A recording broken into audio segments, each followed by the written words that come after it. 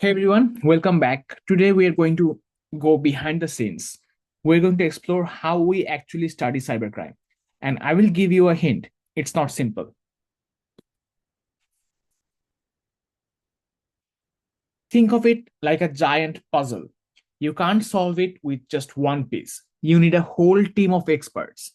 You need the sociologists to understand the why, the computer scientists to understand the how, the psychologists to get inside the criminal's head, and the lawyers to figure out how to make the rules.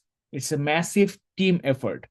And that's our first big challenge, getting all these different experts to speak the same language.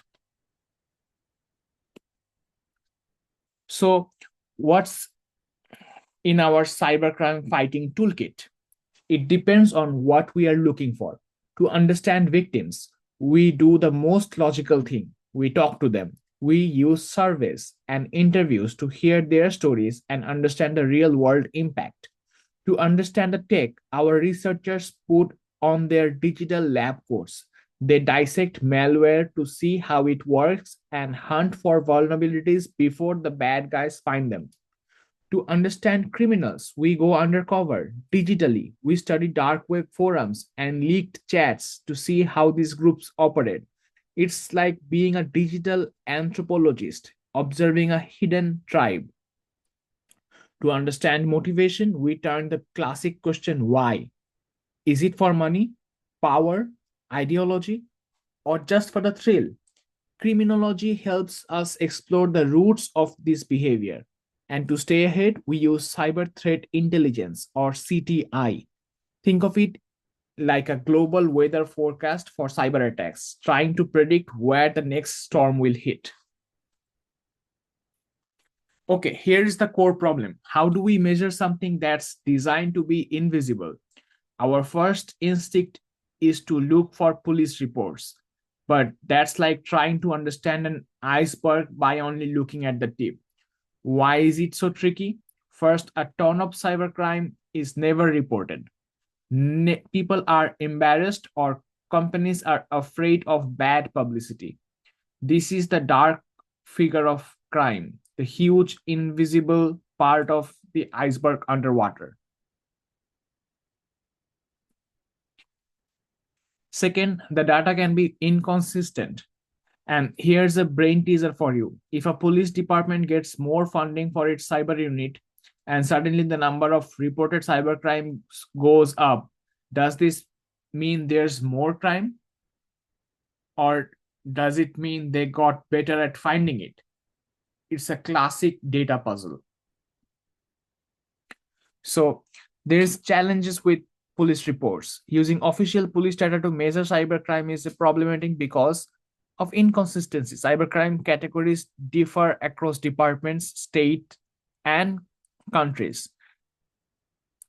There is recording gaps. A reported crime doesn't always become a recorded crime due to procedural issues.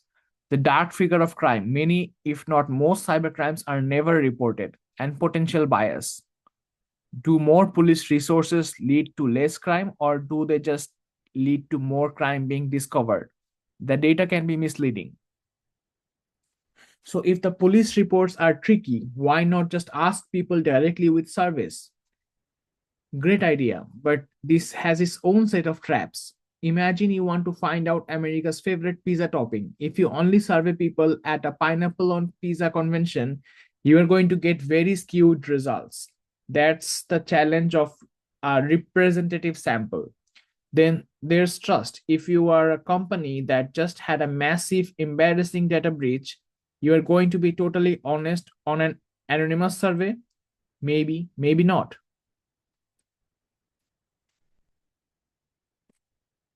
Now, for the really cool but tricky concept, let's say we survey 1,000 people about fraud. Our sample is perfect, it represents the whole country, but we're still going to miss the mark. Why? Because cybercrime isn't like baby weights. There, where most babies are born around the average, it's more like website visits. A few superstar websites like Google and YouTube get billions of visits, while most websites get very few. This is a power law distribution, or a heavy tail. Fraud is the same. Most fraud cases involve small amounts of money, but a few massive cases like the Bernie Madoff scandal involve billions. Your random sample of 1,000 people is almost guaranteed to miss that 1 billion fraudsters. So your data about the average fraud loss will be completely wrong. Finally, we have to account for us humans. We are biased. Think about online reviews. Who's more likely to leave one? The person who had an okay meal or the person whose meal was either the best ever or a total disaster? It's the same with surveys. This is self selection bias. The people who choose to respond are often the ones with the strongest experiences. And of course, people have their own motivations. A security company selling antivirus software has a pretty good reason to make the latest thread sound really, really scary, right? Their incentives can color, color the data. So, what's the big takeaway here? Is that you should treat every cybercrime statistic you read with a healthy dose of skepticism. Be a data detective. Always ask who collected this data, how did they do it, and what might their biases be. Understanding these challenges is the first step to truly understand the complex world of cybercrime.